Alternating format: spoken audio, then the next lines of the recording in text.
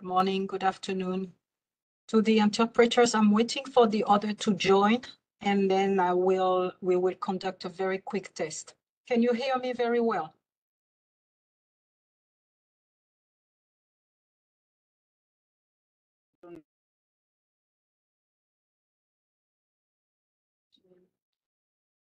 Okay, if you can name yourself as interpreter, it's easier for me to, if it's possible. So I have Etienne, Carole, Veronica. Veronica. Good afternoon. Yes, Veronica. Good afternoon. Okay. And then Bogore, Robert. Bogere, Robert. Okay. Yes, Veronica. Good afternoon. Okay. Let me.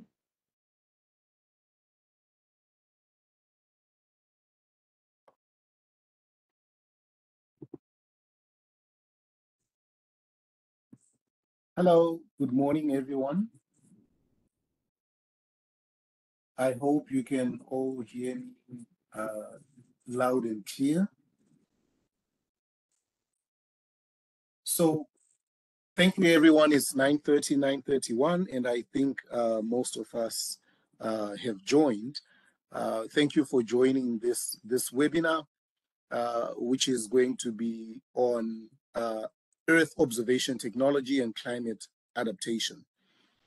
As you know, the Adaptation Fund's webinars aim to strengthen knowledge sharing and capacity building among our accredited implementing entities. And one way of doing this is by convening experts to discuss specific topics, including best practices in climate change adaptation. So today, we are very excited to be bringing the discussion on Earth observation technology to you in partnership with the European Space Agency to explore the potential of satellite imagery and remote sensing in enhancing climate resilience. So to start us off, we'll hear some welcome remarks from the head of the Adaptation Fund Board Secretariat, Mr. Mikko Ollikainen, and then colleagues from the European Space Agency will walk us through what they do, what Earth observation technology is, and how it works. And then we'll also hear from the experience of some of our accredited implementing entities. We've got 2 national implementing entities who will share their experience with applying Earth observation technology in their projects. And then we will also have time for an extensive Q&A and discussion at the end. However, at the end of each presentation, we will give a few minutes to discuss. And if there are any questions or clarifications you need, we will have time for that. So feel free to come in at the end of each presentation for a short discussion as well. Next slide, please, Sophie. Just to lay some ground rules for this webinar. So if you can move on to the next slide, please. So the webinar is being recorded, just to let you all know that, and we will share the link to the recording with all participants. And when you are not speaking, we'd kindly ask that you mute your microphone, just so that there are no interferences for the presenters.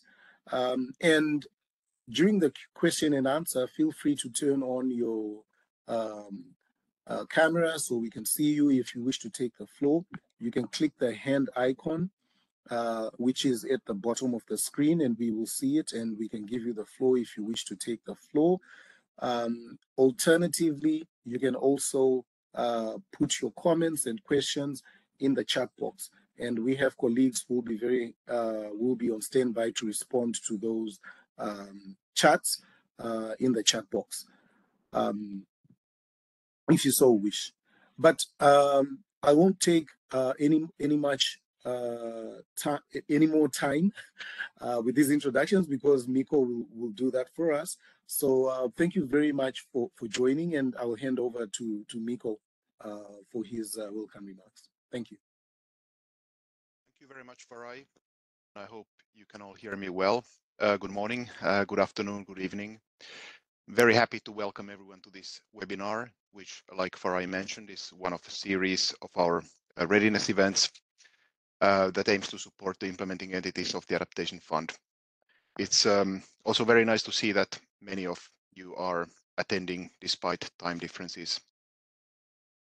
Following the COP29 just a couple of weeks ago, it's very clear that we need to increase our efforts to develop and implement effective and scalable adaptation projects. The Adaptation Finance Gap Report that was published by UNEP just last month indicates that the needs for adaptation finance are at least 10 to 20 times higher than what is available in finance. At the COP in Baku, the parties also called for the Adaptation Fund to triple its programming by the end of this decade. And we are just starting to plan the best way of meeting this request by the parties. To be able to do that, however, we need the best available observation data to make sure that the projects and programs that we fund and that we implement are fully informed by the real projected climate impacts and needs for adaptation on the ground.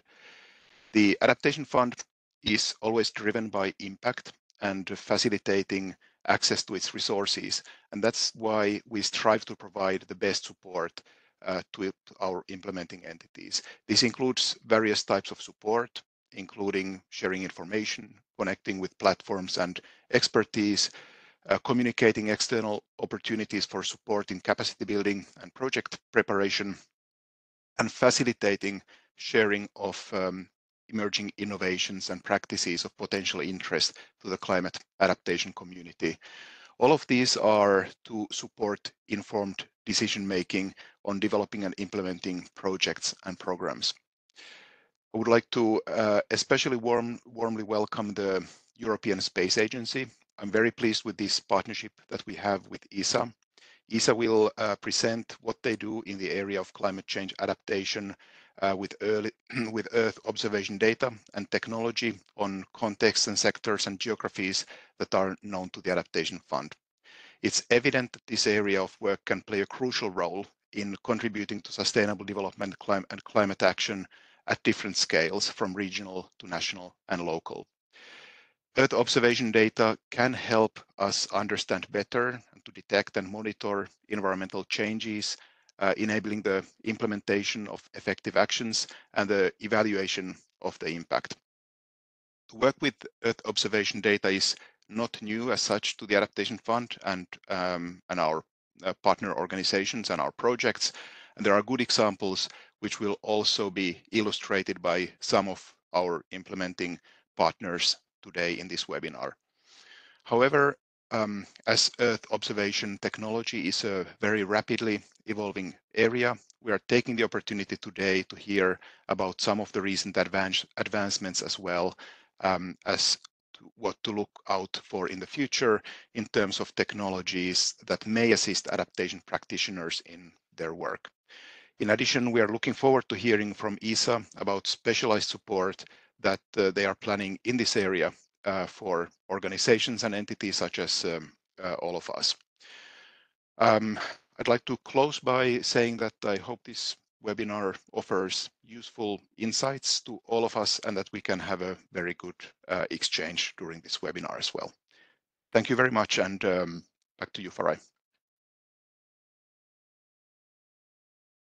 Thank you, Mikko, for those welcome remarks and laying sort of the groundwork for us to start the webinar and the discussion with ESA and the implementing entities.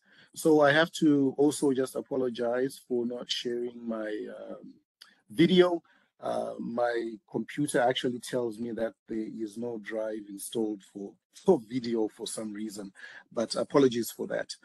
In any case, I would like now to call upon Seth Stevens, who is from ESA, to kick us off. And I think he will be explaining how to collect data and I guess a brief introduction of what ESA does and what this Earth observation technology is. So without further ado, Seth, over to you.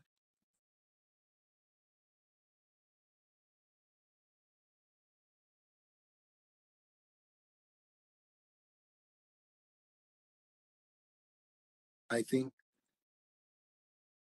okay, you're just starting up your PowerPoint because it's still mute from our end. But yeah, go ahead. We can see the presentation.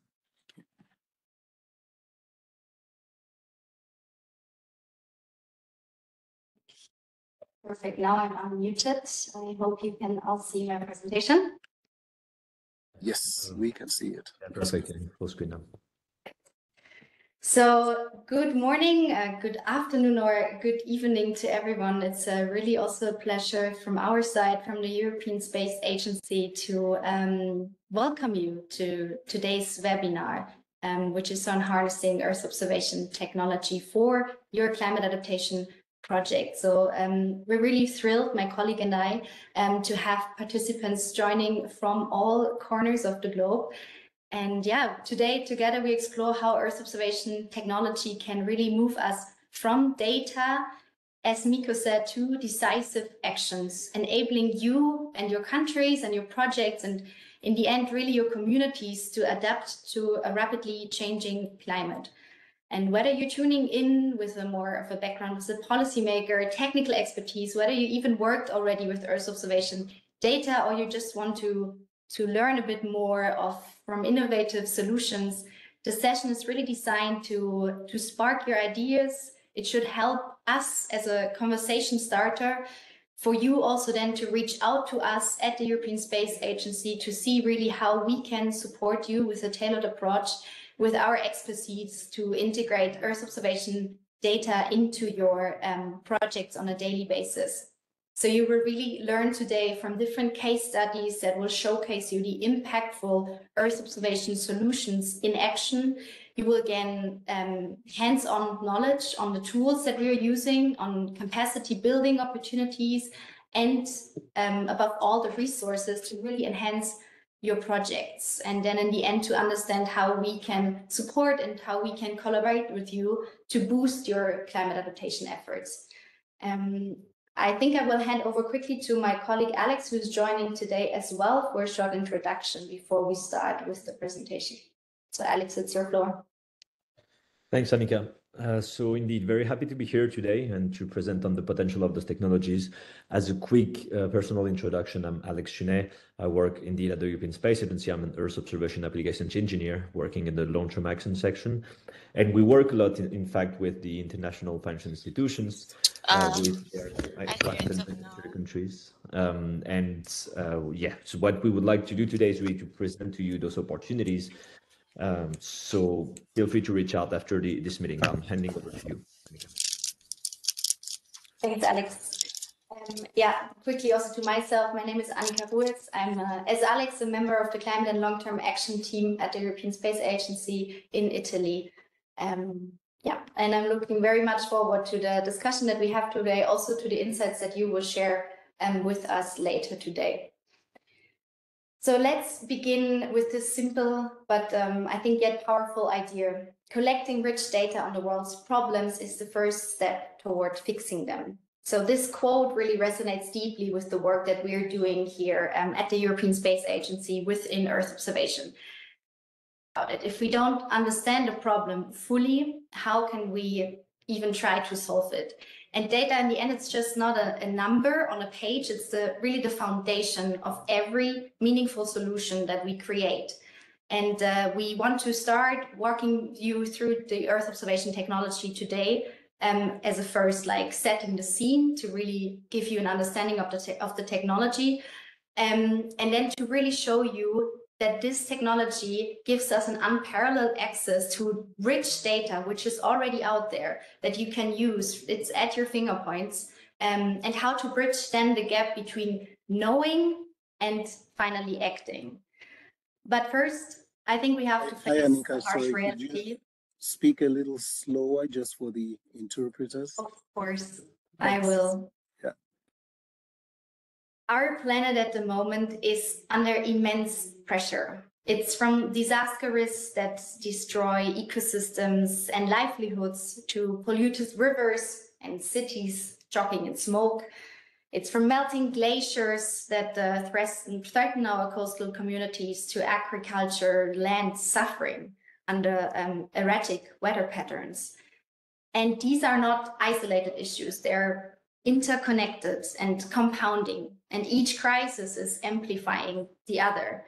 And let's be honest, they're not just statistics or stories in a distance, they really affect all of us already, our economies, our health. And the urgency to act is really palpable. And this is what we do at Earth Observation, but also what you do with your climate adaptation projects on a daily basis. But in the face of such overwhelming challenges, where do we even begin? And this is where satellites really help. Satellites orbiting high above the Earth are not just providing pretty pictures, they're capturing critical data in near real time, covering every corner of the planet, from monitoring deforestation in the Amazon to tracking urban heat islands, for example. You can also detect methane leaks, and you can predict flood risks. So Earth observation can support decision-making on a global and national, but also on a local level. And the technology, it's scalable, it's above all reliable, and it's accessible, and it's really out there. Satellites, it's our eyes on the planet. It gives us the tool to really adapt to climate change, to design our projects much better, and to accelerate the detection and ensuring long-term monitoring, to in the end support really the project implementation and then the constant evaluation, as Mikko pointed out in the very beginning as well. So this in the end really helps our communities worldwide to build the resilience which is needed and to build the tools for climate adaptation. But before we dive more into the technology of satellites, let me quickly introduce you to who and what the European Space Agency is and how we work. So since 1975, the European Space Agency has been at the forefront of space exploration and innovation. So we are not just a space agency, we are really a collective vision, so to speak, committed to the peaceful exploration and use of space to benefit people, society, and our planet.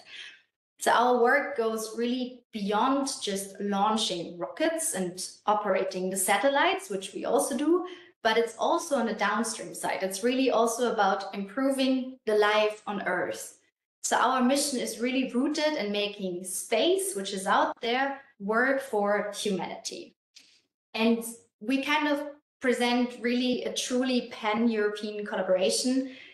We are made of, in January, will be 23 member states.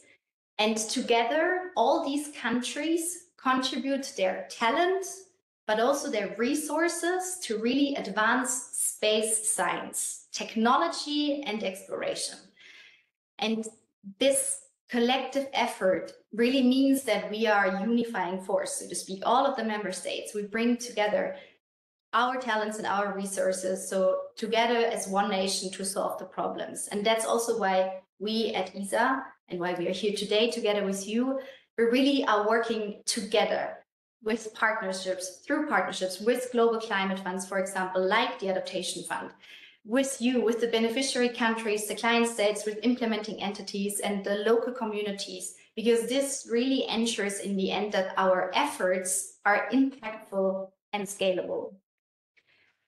So now let's talk quickly about satellites.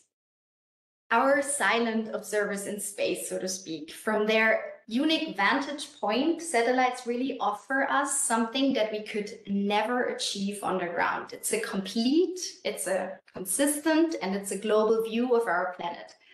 And they're obviously not just watching.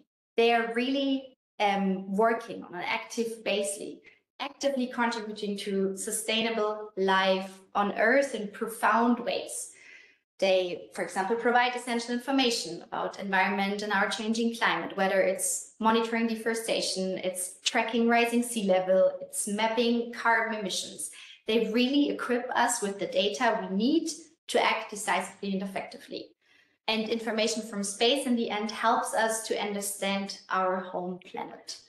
So they can also forecast the weather, answer important questions on Earth science, and provide essential information on water, land, atmosphere. Then we also have weather satellites, for example, that provide crucial observations for the early detection and prediction of severe storms or climate extremes. So it's really acting all together as one systems. And they are more than just the technology in the orbit. They are really an essential tool for ensuring a sustainable future. Here, the slide is really just quickly to give you an overview and setting the scene again about how much data is really out there and from where it's coming. So we're really at the forefront with ESA on Earth observation. We launched a range of satellites data since already now 40 years, and we are better placed now to understand the complexities of our planet, which is out there, particularly with the respect to global change. So these data are fundamental to the projects that we then also support all over the world. But ESA's success in Earth observation technology isn't achieved in isolation. It's really built on a foundation of partnerships with a diverse range of actors, actually. So first to mention here is really Copernicus program. It's the largest Earth observation program in the world, which is also a shining example actually of international cooperation, because this program is run in partnership with the European Union, and it provides really free and full open access to data that is used worldwide already. Then we have several other partnerships, for example, with EUMETSAT, which is more on meteorological satellites, where we can really deliver highly accurate weather and climate data for extreme weather events. But then also ESA works closely with private sector to foster innovation and especially to expand the commercial markets for Earth observation satellites. So these collaborations really ensure that Earth observation technology remains accessible and impactful across a wide range of sectors, because we work across all sectors.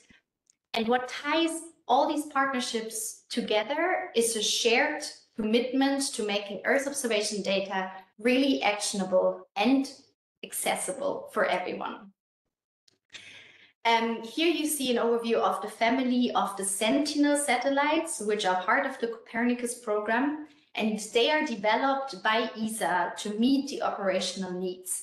And each technology of each of the missions, so of each of the Sentinels, they differ. It depends on the application requirement for land, for ocean, for atmosphere. So you have different sensors on those satellites. Obviously, it's either radar or it could be multispectral imaging instruments. So it really varies across the Sentinels. Today, all land masses, for example, is observed every 5 days at a 10-meter resolution with Sentinel-2, and then every 12 days at a 20-meter resolution with Sentinel-1. And this vast data volume provides us with 300 terabytes per day. And then this data is really freely and openly available to anybody in the world. And this also means that we at ESA, we want to make sure that this free data policy is really shared with all of our stakeholders. So this is why we provided you here with a quick overview that this is really out there, it's accessible. Those are some links that we've gathered. So for example, there's the Copernicus Space Data Ecosystem Portal, where we provided you with a link here. This also includes visualization tools. Then there's the VICIO portal, which also offers data from a number of other missions. So not only Copernicus missions, but also the EUMETSAT meteorological satellites mission, for example. Then there are 6 other portals in total from Copernicus itself, which have a different focus. So you have the Copernicus Atmosphere Monitoring Service, which is on atmosphere, and then similarly for marine, land, or climate. Then there are also 3 different portals for emergency services. So this is all out there. And yeah, we provided you here with links for your easy access. This is to showcase you how it really looks like in space. So we have a kind of a bird view here on the slide.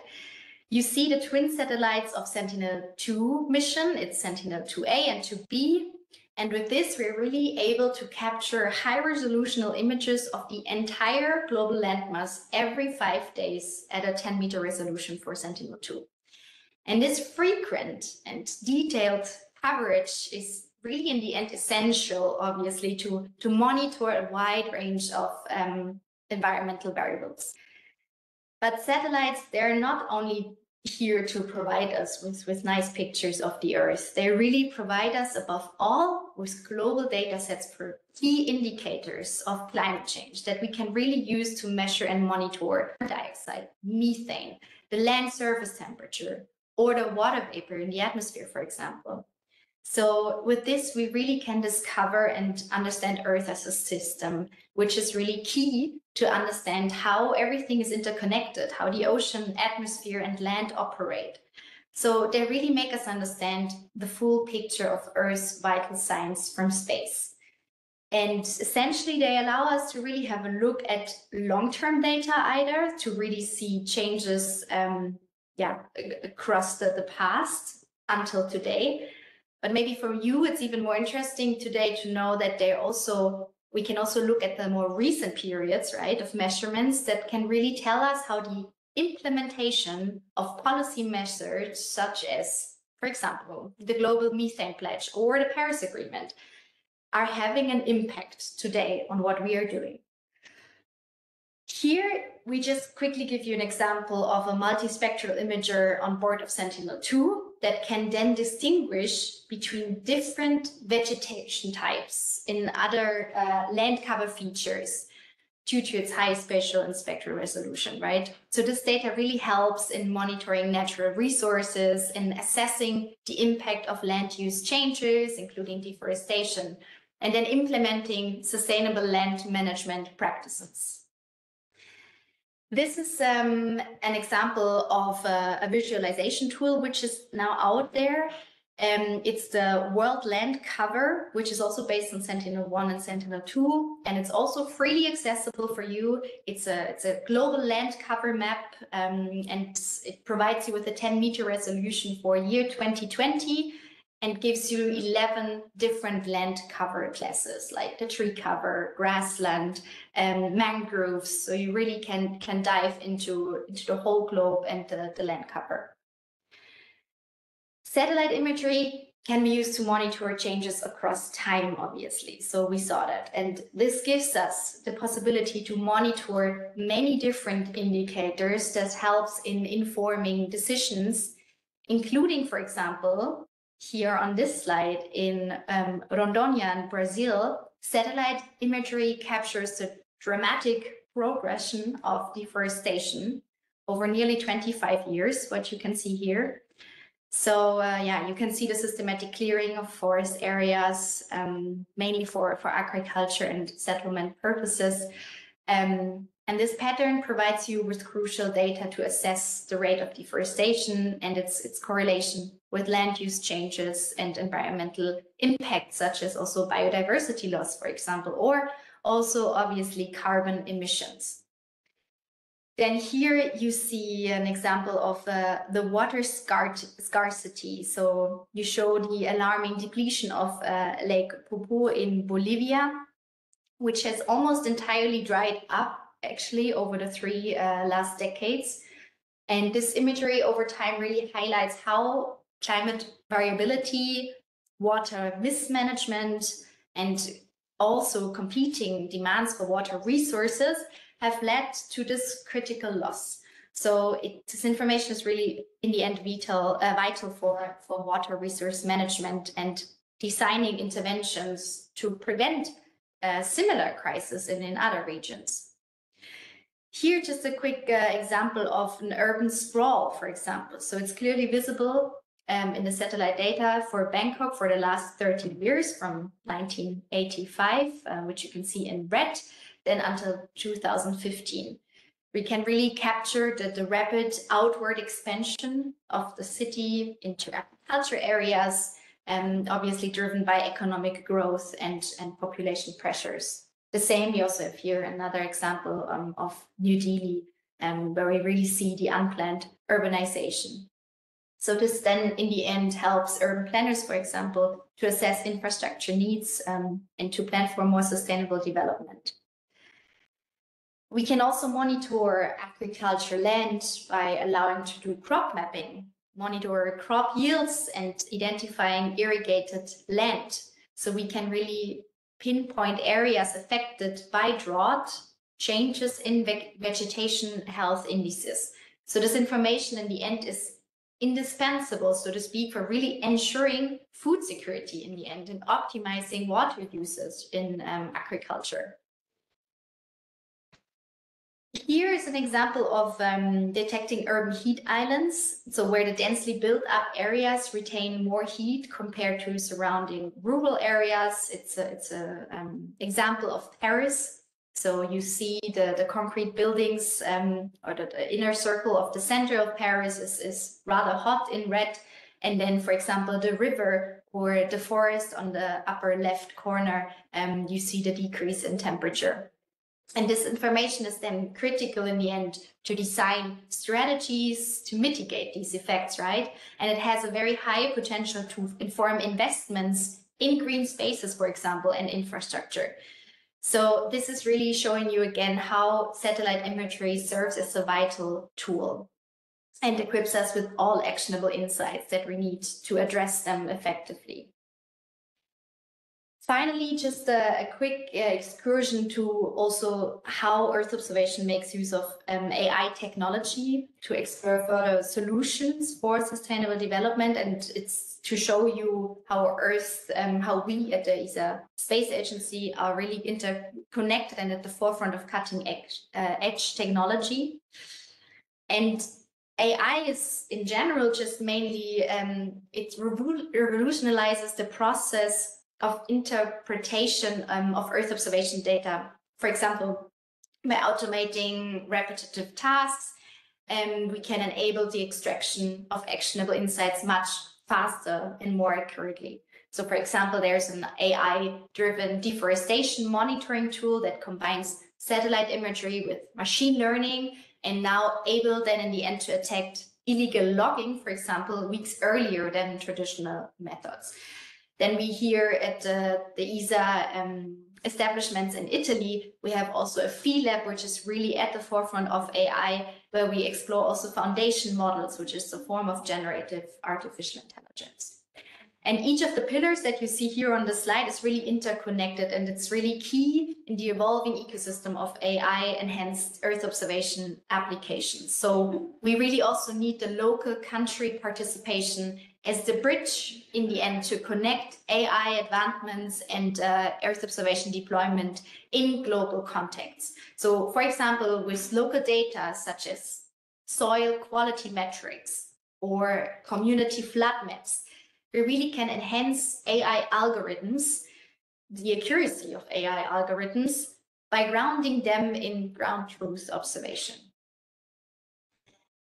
So at ESA, our true impact really lies in delivering actionable information. It's really ESA's mission. It's aligned also with the mission of Adaptation Fund, especially when it comes to you, to empowering implementing entities to design and to execute and then also to monitor the projects and effective climate adaptation initiatives. And through Earth observation, we provide the kind of actionable climate and environmental information that is in the end essential to address the unique challenges that you are facing and that you are facing within your projects on a daily basis. And also when you seek the funding of Adaptation Fund. And it's a big part of this is really about supporting climate and environmental policies and projects on a local, regional, and global. And we can't do this alone, obviously, at ESA. That's why we really prioritize in building strategic partnerships. We work with governments, we work with international organizations to really collaborate together and amplify the impact of what we do. That together, in the end, we can reach more and we can really create real hands-on and tangible solutions for the projects out there.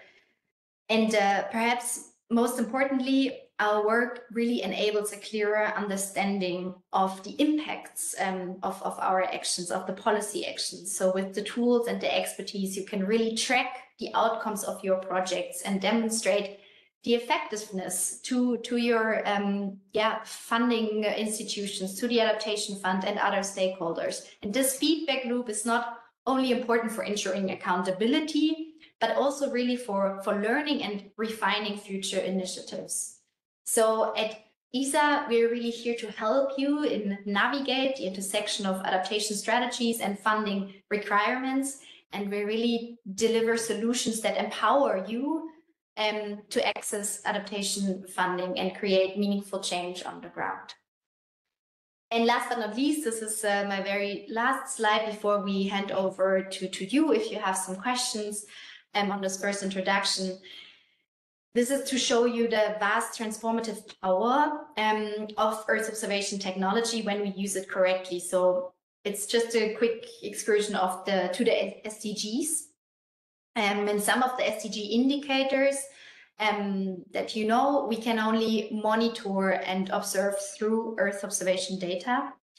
And the United Nations system often uses SDGs as its guiding framework, and this really provides a solid foundation, but it's also only the beginning, because when we work with individual countries, we quickly see that each nation has unique challenges. So, for example, the priorities of a small island state facing rising sea levels differ vastly from a landlocked country grappling with droughts, for example. And that's really where the true power of Earth observation shines. It's not just about global insights. It's about providing customized and actionable solutions tailored to your specific needs of each country. And yes, there's of course a potential for certain approaches to be transferred between nations. I mean, best practices are really valuable to make use of them. But then it's about adequate customization, which is key to making these solutions truly effective. And this intersection, so where global frameworks like the SDGs meet localized and customized EU-driven solutions, is where really the meaningful transformation is happening. It's really about bridging the gap between what's measured and what's really actionable on the ground. So as we explore the applications today throughout this webinar on Earth observation, really keep in mind the power of Earth observation isn't just in the data itself, but it's really the ability to adapt, inform, and enable impactful decisions for your projects and for sustainable development. And I think with this, we end the first kind of overview round of Earth observation technology and the European Space Agency. And if you have any questions, feel free to share them with us directly or in the chat. We're really happy to answer them right now and then move forward in showing you some real case examples and what we worked with in the past. And we are working also right now. Thank you, Annika. Yeah, so if anybody has good questions, there are a few questions posted in the chat already. The first one is it possible to share this data set on urban heat? Is it something that the IEs will be able to access immediately, or how can they access such data sets? The second question is what are spatial and temporal resolutions, and does it cover the global south as well? That's the second question. The third one is somebody saying that they are curious about the extent of Earth observation coverage in the small island developing states. And could you elaborate on that coverage, whether to what extent it covers the small island developing states as well? So those are the three questions currently. Thanks a lot, Farai. So I can maybe take over to answer some of those questions. I mean, all of those questions.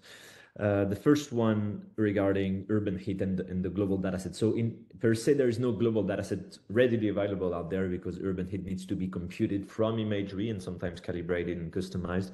However, we're happy to support in making the link because we're working with some of our stakeholders, and namely DLR, the German Aerospace Center, who is actually producing now some maps of urban heat islands, and we're working with them on producing this on a 6 months basis globally any country in the world, right? And this is based on free imagery, namely the Sentinel imagery. So we could indeed, for a specific location, work with them and have this made available through this partner based on free imagery. So happy to take forward the conversation on this and to follow up with you, Chengchu, on this specific topic. When it comes actually to the spatial and temporal resolution, there is just remember a little slower, Alex. Sorry. Indeed. For the interpreters, so they can pick up. Yeah. No, for sure. Sorry about that. I tend to speak fast. So regarding the spatial and temporal resolution, it's kind of a trade-off essentially, because there's different sensors that will allow you to estimate heat. If you go, for example, for Sentinel-3, you would have 500-meter resolution almost daily. But if you go on the contrary for Landsat 8, and I'm just mentioning sensors out there, you would have 8 days frequency, so weekly frequency at the 60-meter resolution, which is the resolution of the thermal band. But that gives you different options. What that means is that you would be able to get something that is at least weekly, and then the resolution, either at 500 meters or even 60 meters, there's different ways you can even downscale it even more and have even more granularity, because you overlay other layers of information, such as the built-up, the type of land use and land cover. And once you do this, you can actually have a more granular picture of what urban heat looks like in your area of interest or your city. So that's on urban heat. The second question, if I'm not mistaken, was on small island states. So that's a very good question. Essentially, satellites tend to have, at least on the Sentinel family, a global coverage. You would have a very good coverage of islands in the Caribbean, a fairly good coverage in the Indian Ocean, and then for the Pacific area, it would need to be assessed. The coverage has recently been increasing and expanding, so there's a better coverage as we go, and in the future years, this coverage will increase. But there is still certain parts of the Pacific where the coverage is not perfect, and you might lack some satellite data. Why? Because it's quite isolated, and therefore having the satellites have an overpass on those areas is trickier. So that's basically the picture here. Caribbean, very good coverage. Indian Ocean, also pretty good. The Pacific needs to be assessed depending on the country and the islands that you're interested in. Yeah, I think I answered the 3 questions you mentioned, Farai. Yep. Others might have popped up. Yep, there are actually others as well. And I think this we will cover, though, as we go continue with the discussion. But there's a question: if an entity wants to work with you on a project, how could they go about this? And I'm sure we will cover this also as the discussions go. But just to mention that there's already that question popping up. And there's another question: do you have a detailed roadmap publicly available covering future plans? So this is looking forward into the future plans or future milestones. That's the question. Yeah, I think that's those are the 2 questions. There's another one asking how about the urban flooding dataset development in the Global South? Are there also similar plans or partnership from ASA in the Global South for urban flooding datasets? Yeah, those are the last questions. And with those, please feel free, then we can go into the case studies and the other presentation. Yeah. Great. Annika, do you want to take the first 2? I mean, yeah, essentially, Farai said already, we will come to this at the very end of this webinar today, but to give you a head start already, please simply reach out to us, to both Alex and me, with every idea that you have. If you even just want to discuss some of the projects that you are currently dealing with, if you want to see if there can be a solution together with us, with the European Space Agency, we're really happy to take this forward the next couple of months. So this is the easy answer, but obviously we will come to this at the end of the webinar. Great. And for the other two questions, quickly to complement the idea that was just mentioned, which is just reach out to us if you want to engage. On the first one, which was about the detailed roadmap, we do not have a detailed roadmap per se. Let's just say that we have a program that we're just launching in January that aims at supporting implementing entities of the adaptation fund. And so our roadmap is essentially that we'll have a 2 years period to engage and support those entities together with the adaptation fund on climate adaptation efforts and projects. So that's the general roadmap. And actually we'll also give slightly more details on what that means in the upcoming section of the meeting. And just to tackle then very quickly the urban flooding question. So urban flooding, there's different options out there for the Global South. Some data sets are already available. Some were made available by the Joint Research Center of the EU, both for a historical view of the extent of floods and also a kind of a more probabilistic stochastic view on them, which is how what are the areas that are the most at risk if we take potentially into account also climate change. The resolution is fairly coarse for the second one. There is also other options out there that are commercial. There is a company called Fathom that provides this kind of probabilistic model for flood risk at 90 meters and even lower now resolution. But this is commercial, so this needs to be procured. But just to say that indeed there is quite a few options out there. When it comes to the partnership we had with DLR, it's more on exposure, right? On mapping urban built-up. And we as ESA have been actually working a lot on floods, but with, and that's what often you need to do, with more of a tailored and case-specific approach. So we'll show right now, actually, in the next 30 minutes or so, an example on South Sudan, where we really came in because in the end, if you want to have a very good view on what's the flood risk in your country, you'll need, it's not something you will be able to do just with satellite data. You will need to combine satellite data and in-situ data. And this is also what we've been trying to do to a certain extent in South Sudan, to have a very tailored and customized view on flood risk for South Sudan in the context of a development operation. So there's both options, and the second one needs more work, this case-specific approach, but it's of course much more granular and gives you a much better view on it. And happy to also discuss about this in a follow-up discussion with you. Thanks. Yeah, thanks for that, Alex. And still, I guess, over to you and Anika to take us through case examples. I think the other question that came is related to, can you show us a case example, an example of how this works? So we can get into that. Whenever you're ready, please, yeah, go ahead. Indeed. So I will do that right now, indeed. And that will give a better idea to everyone on what's available and the real world impacts out there. Just making sure that everyone can see my screen. Yeah. Yes, it's visible. I can see it from here. Perfect.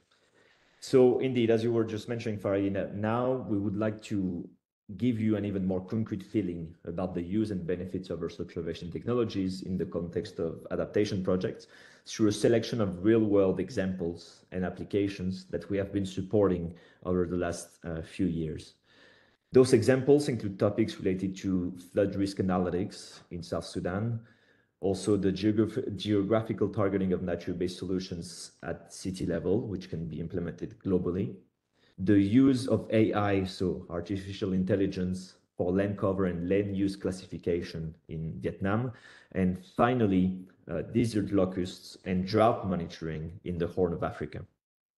So I will quickly present the first three examples and then the last three examples, and then let our colleagues from GMV present the fourth case study on South Sudan. So starting with desert locust, ESA essentially has developed a desert locust and drought monitoring service in collaboration with the World Bank and the East African Intergovernmental Authority for Development, IGAD. The objective has been to support early warning actions by tracking egg breeding as well as impact assessment of damaged crop areas. So this collaboration essentially has been unfolding over several years and took the shape of a co-constructed and co-designed approach with IGAD, which has allowed to really progressively build capabilities within the institution. It is now, in fact, resulting in IGAD requesting a World Bank financing package of $4 million to build comprehensive capabilities in-house on the use of Earth observation technologies for drought monitoring and the analysis also of agricultural production across the region. The second example that we wanted to show is related to the combined use of artificial intelligence and Earth observation data in order to inform impact assessments. Essentially, ESA is working together with the Asian Development Bank to assess the impacts of air pollution forecast on people's movement patterns and exposure to non-communicable disease risk within the Greater Hanoi in Vietnam. In order to implement the impact assessment, the use of Earth observation is really crucial because it allows to produce land cover and land use maps and understand movement patterns in the area of interest. What is particularly interesting, I think, about this case is the use of AI to produce super resolution imagery, which means the processing of satellite imagery to increase its resolution with artificial intelligence. And this is what has then allowed to produce more granular land cover and land use classification. The third example I want to give you before also our partner company GMV presents the case on South Sudan is about a tool that has been developed by the World Bank Global Program on Nature-Based Solutions with the support of ESA. This tool combines different layers related to flood risk, green infrastructure, and heat waves with the objective of analyzing them and combining them in order to map opportunities for investments in nature-based solutions. So the objective here is really to combine different types of layers and data, mostly based on Earth observation, and provide really actionable information on the best areas for the local authorities to invest in nature-based solutions. These investments could take the shape of mangrove regeneration to prevent coastal flood, for example, or investment in the expansion of green areas to reduce heat within the hottest neighborhoods of the city, right? This type of work has actually already been implemented in 70 cities, informing more than $2.5 billion of investment, and it has been developed fully open source, which means that it can be reused by any interested party, right? And happy also to have a longer discussion on this, either in this meeting or have follow-up discussions on this. Now, for the last example, I would actually, as I was mentioning, like to hand over to our external partner, GMV, represented by Carlos Domenech, who is with us today, to give you more detailed insights into how ESA and their team is working together with the World Bank on this impactful project in South Sudan. So, Carlos, over to you.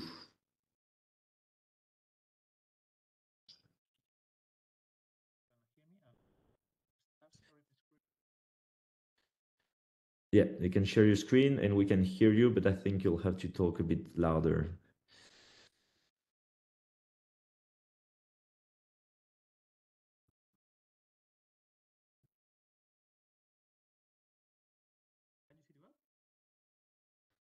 Yeah, we can see the slides, yeah. Okay, that's great. So, well, my name is Carlos Domenech, as already mentioned by Alex. So I work for GMV. And Carlos, just also please remember to speak slow for the interpreters to pick up. I will do my best. This is I know we are all used to speaking in just for the yes. interpreters, otherwise they lose the interpretation. Yeah, just slower, please. But we can hear you, and if you can speak a little louder, like Alex said, so we can hear you clearly. Okay, I will try to speak louder and slower. Perfect. This is sometimes for me a challenge, but I will. This is perfect. Yeah, go ahead. I will do my best. So as I was saying, I work for GMV, that is a technological group with headquarters in Spain, but other but presence in other countries. Our expertise is on many different topics, but our focus today is on satellites. So I work for them as a section head for climate services, and we have been working with ESA in different activities for different IFIs in the last years. So what I'm going to present today is the work that we have been doing with together with the agency in South Sudan. Yeah, there is slight of noise. So, well, let's move ahead. So, a bit of a context in the for you one of you that are not aware of what is happening, what is suffering South Sudan. So, floods in South Sudan have worsened over the past years because of the consequences of climate change. Floods are affecting every year between 750,000 and more than 1 million people, forcing half of them to leave their homeland to higher grounds. To have an idea of the magnitude of this, please take into account that the population of South Sudan is around 12 million. So the impact of floods on the country, it's tremendous. It's a big impact on the country, and this is something that has been trying to be tackled by World Bank with different activities. In particular, together with ISA, well, in the context of the Global Development Assistance Program, GMV, we are working with the agency in a project called Climate Resilience, in which we were supporting different I5 teams in different case studies. So this case in South Sudan is one of the case studies that we developed. So in our discussions with the World Bank, we agreed on developing a service for assessing the extent and occurrence of the flooding in recent years, focusing in the Sentinel period from 2015 to 2022. So the idea was that using satellite information, we can support and inform the design and targeting of a World Bank project called Climate Resilient Flood Management Project. And all this activity started in August 2022, and we finalized our final contributions to this activity in February 2024. Then we had an extension of activity with funds from the World Bank, but let's focus at the beginning on what we did with the support of the European Space Agency. So when you can see in these two bullets are the maps and the products that we develop. We develop Earth observation-based flood hazard maps, focusing on the frequency, persistent, and the seasonal patterns of the floods, and using multi-sensor approach. And then we also focus in the flood exposure, taking into account different targets for that. So let's go ahead.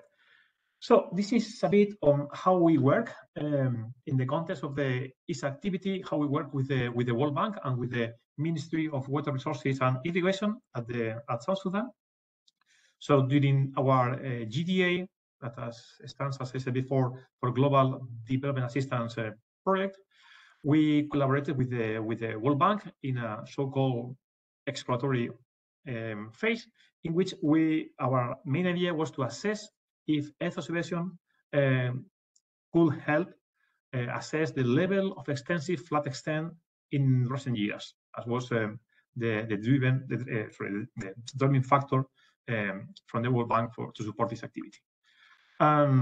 So after this initial engagement phase, in which we were doing some analytics to understand if the possibilities from satellite were responding to the needs from the bank, we agreed on a number of services to produce, and through different iteration cycles, we were improving in those cycles of 4/6 months the service that we were developing with the feedback from the bank and the ministry. So in each of the cycles, we supported. So we developed our service. We informed the bank about the status. The bank invited the ministry, and together we analyzed the results, and we come up with a list of improvements for the next cycle. So through these 3 cycles, at the end, we end up with a number of some maps and services that were fitting the needs from both the bank and the ministry in this context. So these 2 are a couple of examples of the maps that we produce. So we, in the left, we have a national level, so a national scale flood hazard map.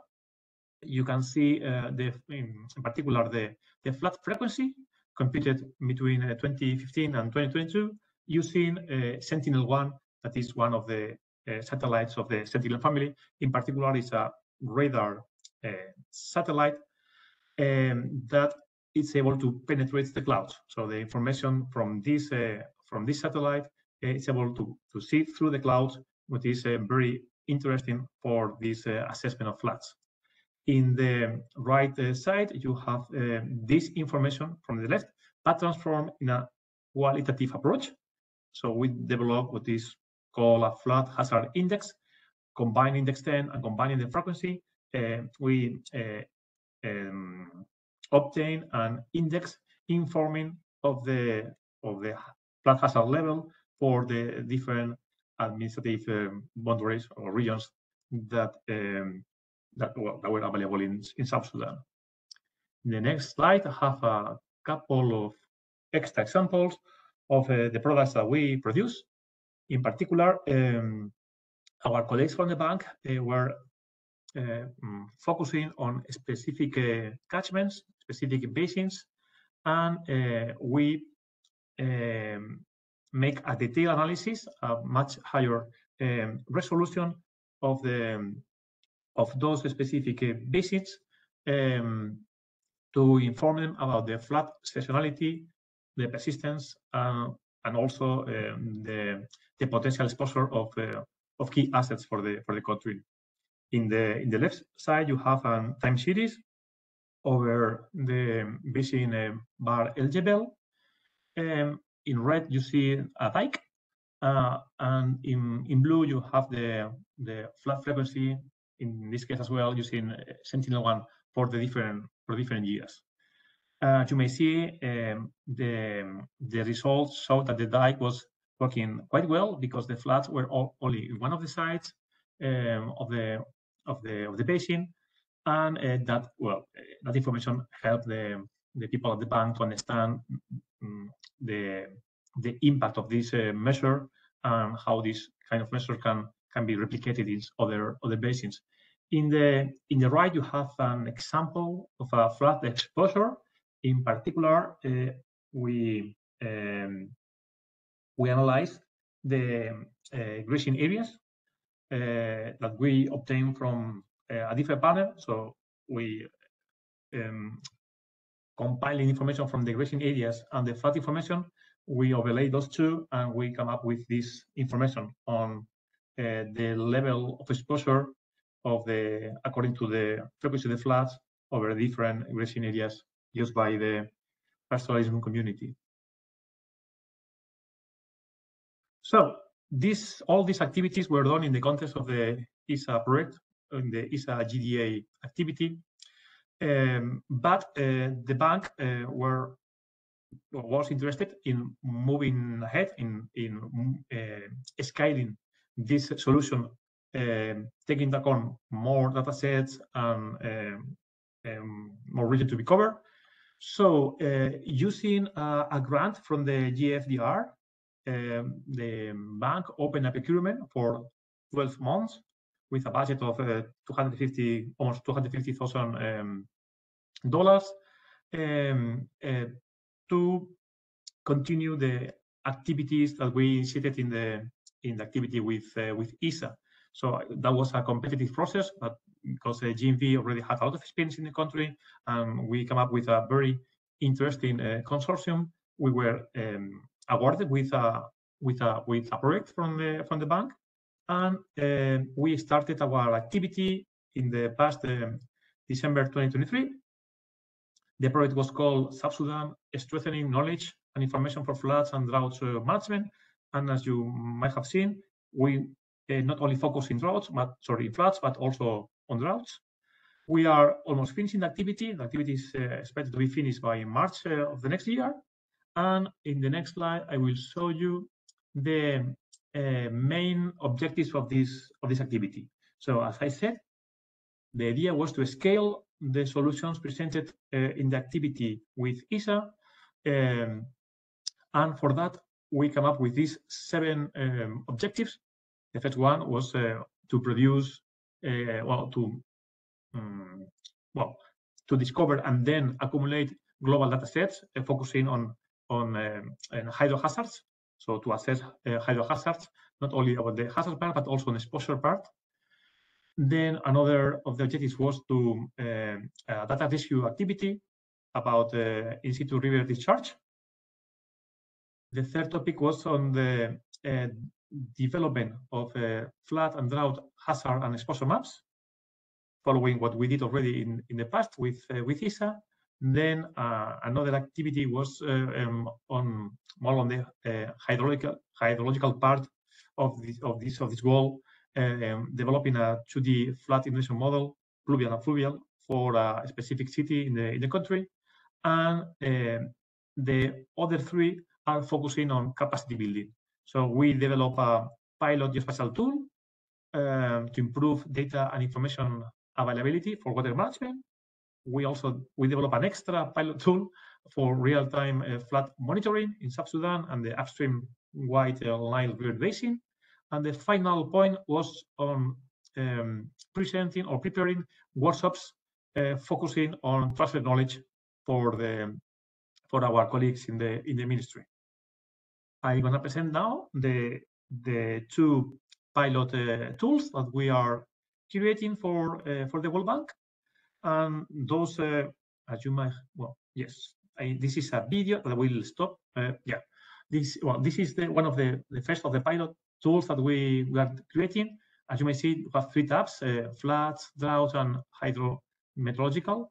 In each of these tabs, we can present we can display in this geospatial tool the products that we have been developing in the past, that we are developing now on these different aspects.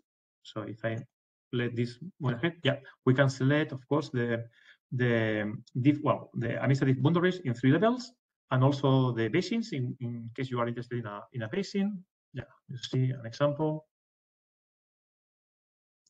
Yes. Okay. And then you see here the products that we have been producing. So we have produced EU-based flag hazards, in which you can see both the flag extent and the flag max frequency for this period, 2017 to 2022. You can also activate this information that is displaying the model information. As Alex said before, this information is taken from a hydrological model, in particular Phathon, and you can compare both what you obtain from satellites and what you obtain from models. In the model side, of course, you have not only the fluvial flood extent and depth, but also this information for different regime periods that the bank was requesting. You will see in a second. 5, 10, 20, etc. And then together with this information, we also have the information on the exposure. We combine the socioeconomic information with the sorry, this, I don't know what happened. Sorry for this. I don't know why this.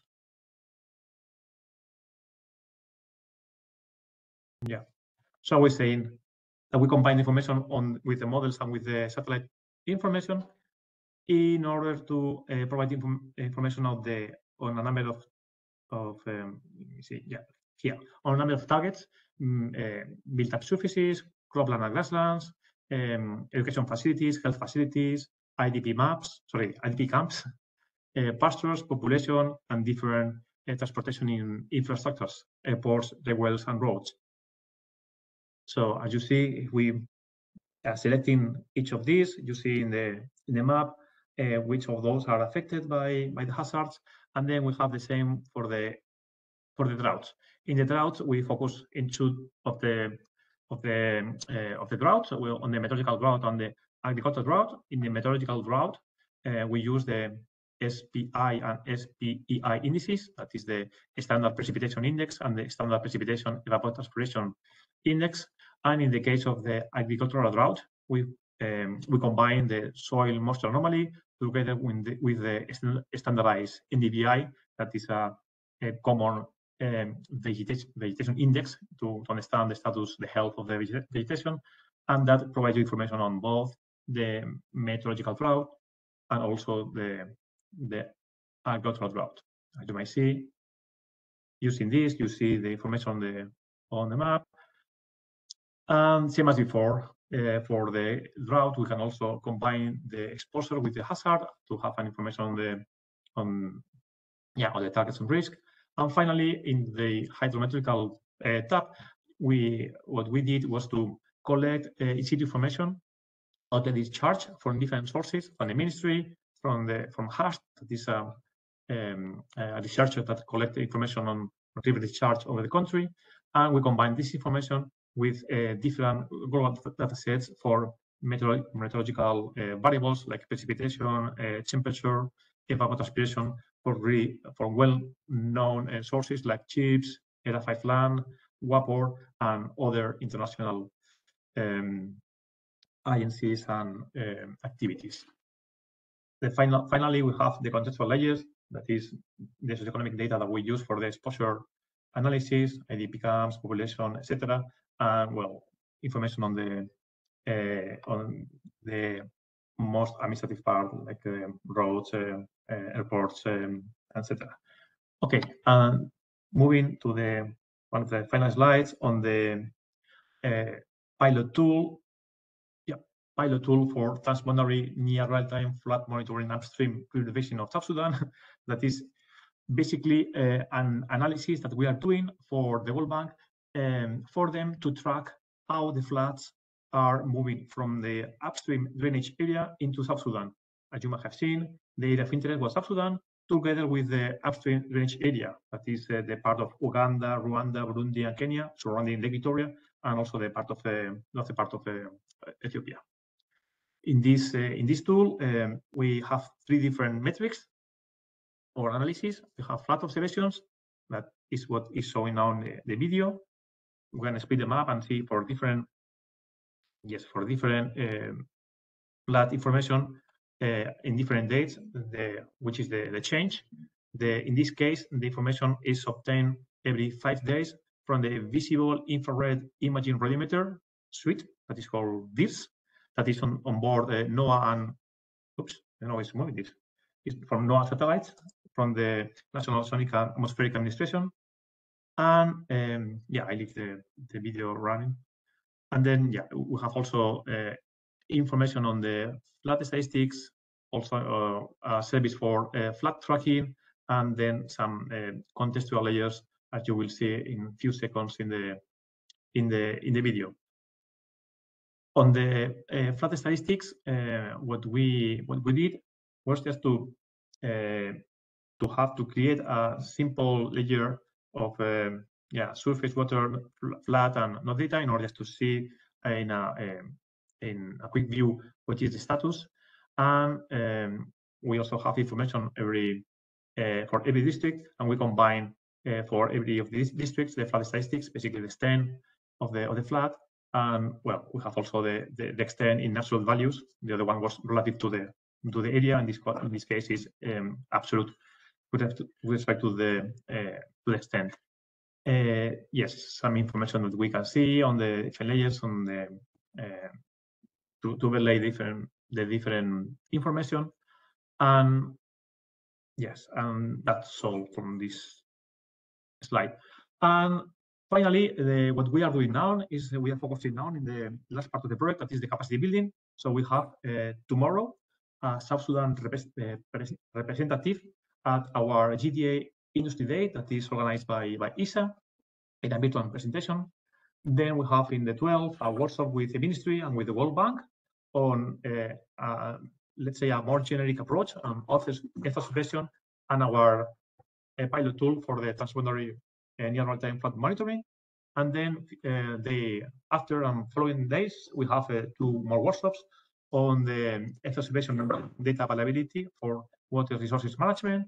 And finally, the workshop on the pilot tool to improve data and information availability for water management. And later in January, February, we will have a meeting with them in order to discuss about the roadmap. And yeah, my last slide is on the impact and outlook.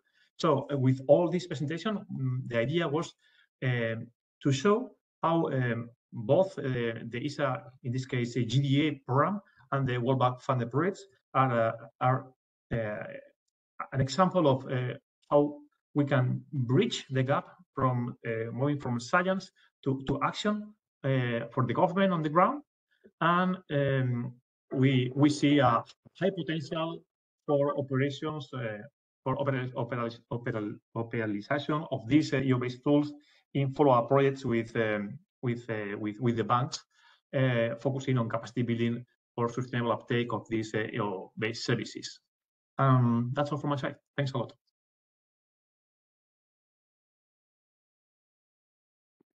Thank you, Carlos, for the presentation. Are there any questions regarding any of the case studies presented by both Carlos and Alex?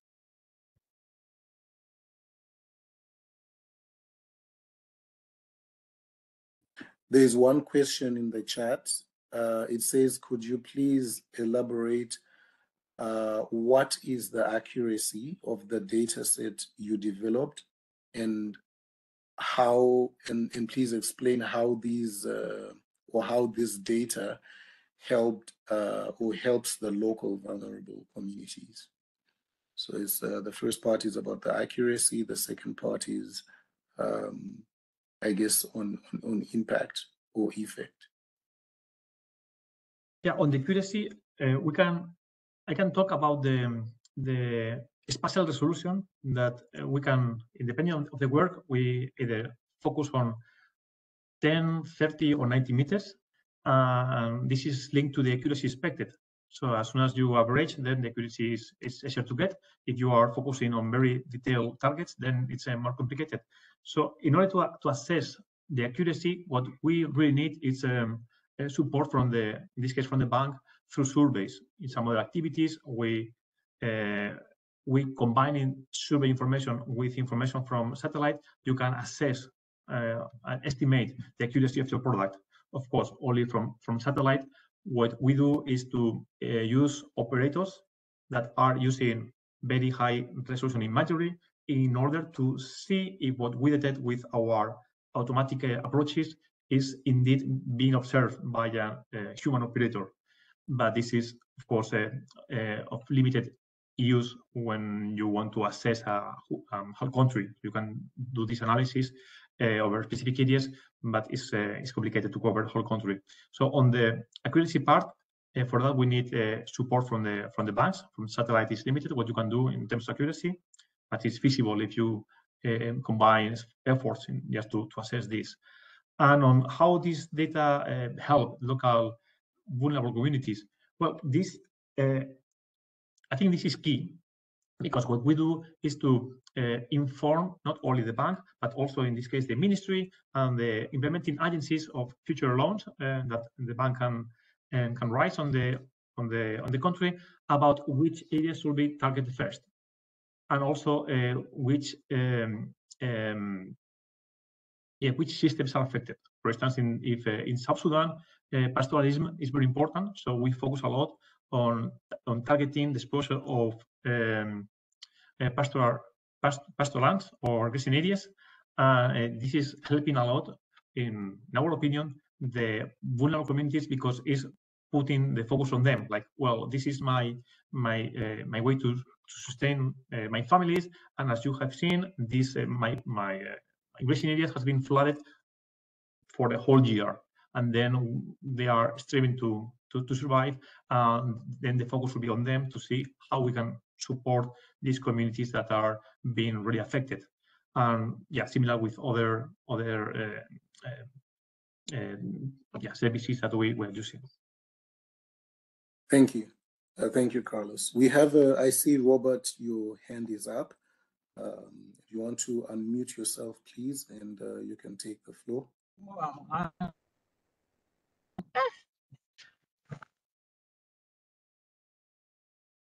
Go ahead, Robert.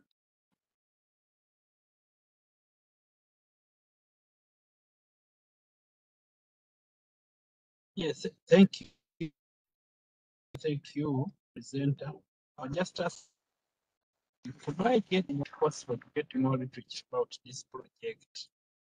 Maybe in form of websites, of the apps, or how the proposal was. Otherwise, the project looks interesting. Thank you.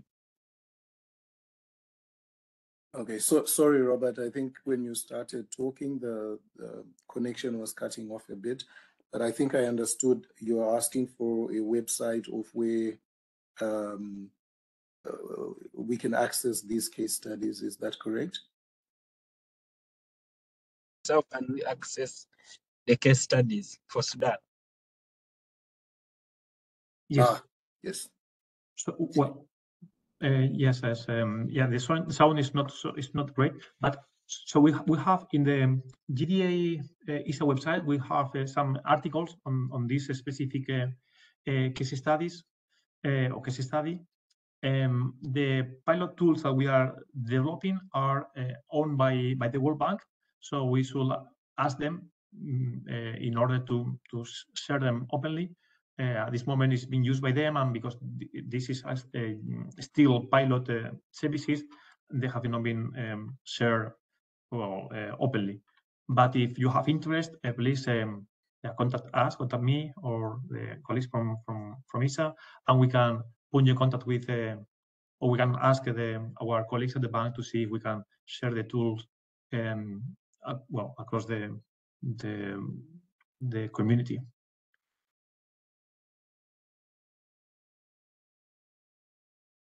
Thank you, Carlos, for that response. Just being cognizant of time, we still have 3 more presentations to go through. I think right now we can move forward and get into the at least sharing of experience by Adaptation Fund implementing entities on how they have used Earth observation technology or similar technology during project development and implementation. So we would like to hear maybe first from Uganda, and I understand Joseph is on standby to present. So Joseph, if you want to maybe unmute yourself, and we will move your slides from this end. Ishani, my colleague, will help us move the slides. You have the flow, Joseph, so if you want to perhaps start, and we can take both presentations one after the other. I think after that we will have Profonampe. So as soon as Joseph is done, can I understand Profonampe is also on standby? Can you also take the floor and give your presentations? Then we will take all the questions all at once, just so that we are mindful and we manage the time. So Joseph, over to you. Thank you very much, Falahi. Good morning, team. Good morning, colleagues. Good afternoon and good evening from wherever you are. My name is Joseph from Uganda, and I'm going to talk about an innovation project that we did using a product called SlamDam in order to fight against floods. The project was funded by the Adaptation Fund. It was called Enhancing Resilience to Flooding in Uganda using an innovative barrier, flood barrier. If we could go to the next page, I'm just going to give a few highlights on the project. Then among the deliverables of this project was the flood barrier, which we call a dam, and the other was a tool, which we used to call the FIS tool, the Flood Intelligence Service tool, that was to monitor, one, the observations of the flow of the river, the flooding area, plane, and it also informed the choice of the area where we are to intervene. What was the problem majorly was the increasing challenges of climate change, in particular in the water sector, which increased and intensified floods, posing significant risks to communities, infrastructure, livelihoods, especially in this case in the northern part of Uganda. We thought it was urgent for us to intervene using an innovative technology because the traditional flood management technologies had not been able to successfully address this challenge. Majorly, these floods caused serious economic losses to Uganda. Just, I think, in 2020 alone, almost 173,000 people were affected. In a range of 25,000 households were destroyed in one of the districts, Kasese, that's in the southern western part. That meant substantial economic losses. In terms of environment impact, these floods led to serious destruction, not only infrastructure, but farmlands, the natural habitats, wetlands, riverbanks. It was a disruption of major ecosystems. So therefore, we had serious bad effects. In terms of social impacts, we saw majorly lack of access to clean water. Most of the water purification, water treatment infrastructure was destroyed or is usually destroyed. Contamination of clean water. And we looked at increasing costs of managing water. The project basically was to introduce the slum dam as a cost-effective and efficient solution to mitigate floods, but also wanted to enhance community resilience to floods through a practical and adoptable and sustainable solution, as we shall demonstrate in the future. Then also wanted to demonstrate innovative and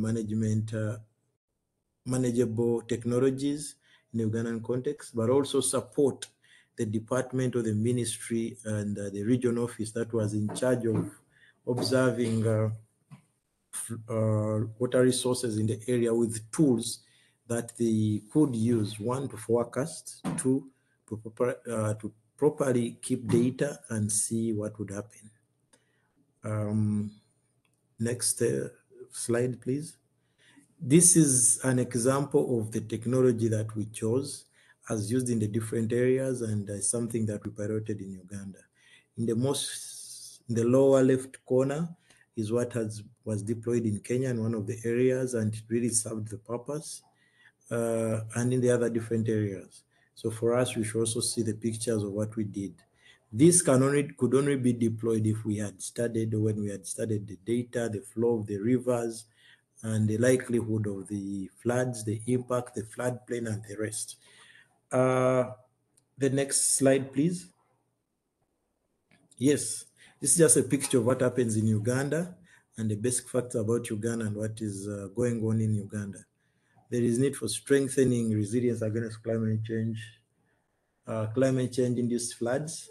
And clearly, this is a picture that was taken by a homestead that was affected, and they were walking away when floods burst in one of our intervention areas in a district called Obongi by the River Nile. So this district has been experiencing devastating effects of floods. I think even right now there's flooding in the northern part of the country, but we've seen some positive impacts from the installations that we did. Now, I want to call upon my colleague, Richard, who is on board. He's a water resources specialist. He took on the part of the FIST tool, imaging, looking at the tool, observing the movements of the water, and the rest to take us through the next parts of the presentation. Sophie, if you could go to the next slide, please. Great. Richard, you could take over. Thank you. Thank you, Joseph, and thank you, the team that is moderating. Richard Msota is my name. Glad to be part of this webinar. Joseph has already introduced the study area. We've been a bit selfish, but what we see is some of the hydrological basins in Uganda. Uganda is zoned into 8 hydrological basins, but for management purposes, we've again rezoned them into what we call water management zones. So what we see up there is a delineation of the Upper Nile Water Management Zone. This is the northern part of Uganda, and it borders with Southern Sudan. So listening in on what Carlos was presenting, we have things that are synonymous. So to the left, we have the three basins. The deep green is Kidepo Basin. It borders South Sudan, and the other side it borders a bit of Kenya and Somalia. Then the green is Aswa Basin, and the pink one is the Albert Nile Basin. And the Albert Nile Basin is where we've worked. It is where our project site is. To the right, we did we developed a water strategy for this zone. And one of the key elements that came out was flood-prone areas. So what we see in pink is those are the key flood-prone areas. Next slide. So this is zooming in to the left into the Albert Nile Basin. And the yellow spots, incidentally, they have numbers, but I doubt whether you are able to see them. So top in the left slide, the top yellow is number 2. That is one of our prone areas, flood prone areas. And that is at the point where the River Nile, what we see in blue, that thick blue is the Nile. So it exits Uganda at that point. So it is one of our flood prone areas. And then the next low is where we worked. It is called worker number 3. I doubt whether it is really visible to people, but that is where we worked. It is also very close to the Nile, but there is a small tributary of a river called Kochi that joins into the area, and that is where we have the Obongi. And then to the left, rather to the right, is a simplified picture of the same. Of course, that blue patches form part of the Nile, but as well we have a line of red spots forming the project area, and there is a river in there. And this is again where Anika and Alex, you need to come in and enhance our capabilities in these imageries to be able to get quality maps and quality images. So we appreciate what you presented, and I think we are picking a leaf from there. So we need to move on from this kind of not very smart technology. Next. So in site selection, we considered quite a number of facts that we needed to consider. One, taking into consideration the nature of the technology that we are going to use. Those are the slam dams. So we had quite a number of sites that we looked at. The Obongi, where we worked, specifically, we had 3 sites. One is called Waka, another one is called Forigo, and another one is called the Yekinaminji. And then where the Nile exits Uganda, that is at Elegu town. That was another site for consideration. So we assessed all these 4 sites for suitability of use of slam dam, and we've seen what slam dams are like. So we tried to look at the expected flood depth. That is one of the elements, and we can see how it teases out. And we looked at the 1 year and what it would look like also after a 40-year return period. So the flood depth for the various places, for the 1 year return period, of course at Waka, which is in Obongi, we had 0.5. Then Forigo, which is also in Obongi, it's 0.5, and Yekinaminji is 1 meter. So the same places, but Elegu, which is at the exit of the Nile, it is 1.5. So after a 40-year return period, we see that the flood levels will be a little bit high. And then we also looked at the velocity and the speed at which the water flows. In the lower ends of our sites in Obongi, the velocities are relatively slow. So they are accommodative for slam dam, because when it comes at high velocity, it is also risk. Then, of course, the return time for the flood. This happens on an annual basis. So and the duration of stay of the flood at Waka, it is 14 days, relatively. For Ligo is 70 days, and Yekinamenji 7 days. Then at Elegu, it is 2 days. So Elegu is intense, but it stays a little bit a shorter time. So we were comparing the 1 year and also the 40 year. So in that table, what we see to the left is 1 year, and then to the right is the 40-year return period. So we did assess that effectiveness was based at a site called Waka, and this is where we went into a bit of detailed assessment now to see what it takes to install the slam dams. Next.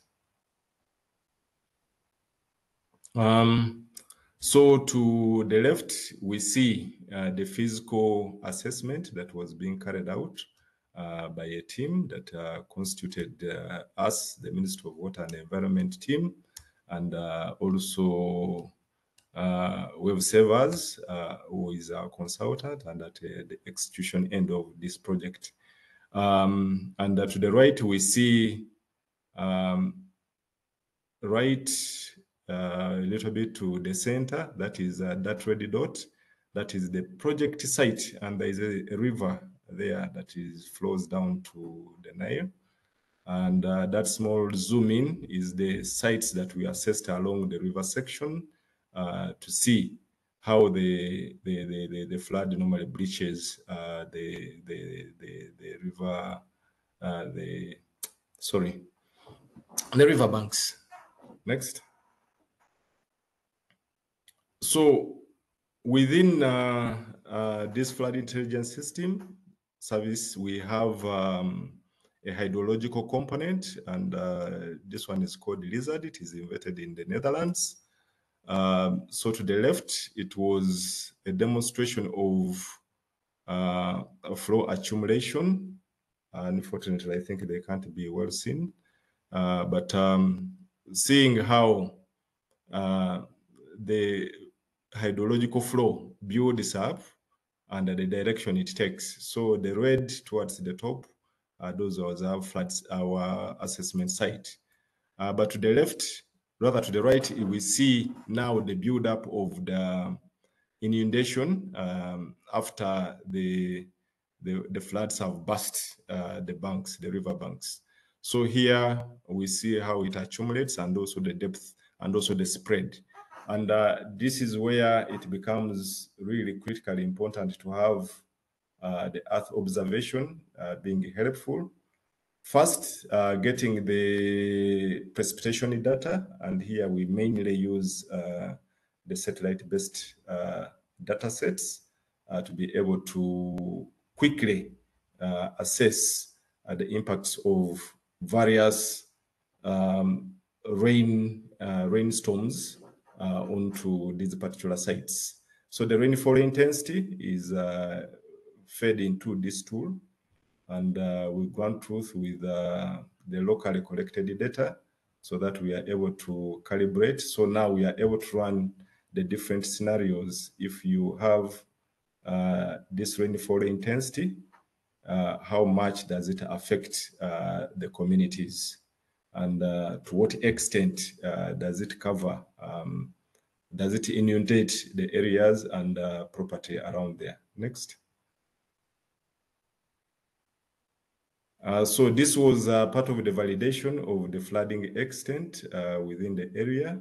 We were able to consult with the communities. We really don't have very good monitoring tools within here. So we're trying to relate the different rain intensities and how they affected the community, the flooding depth, but also the flooding extent.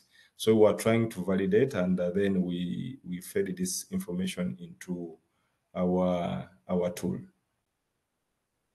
Next slide. Now this flood intelligence service also helps to calculate how much damage is done. And to do this, of course, we need to know the area of study, which we already pointed out, but also the infrastructure that is in there. So the land use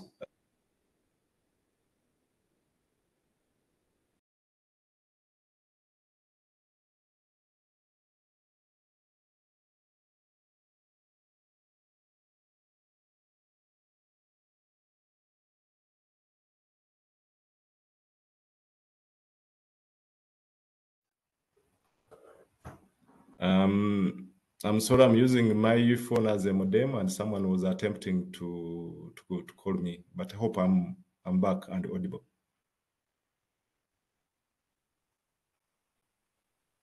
Yes. Okay. We can hear you. Okay, then I may continue.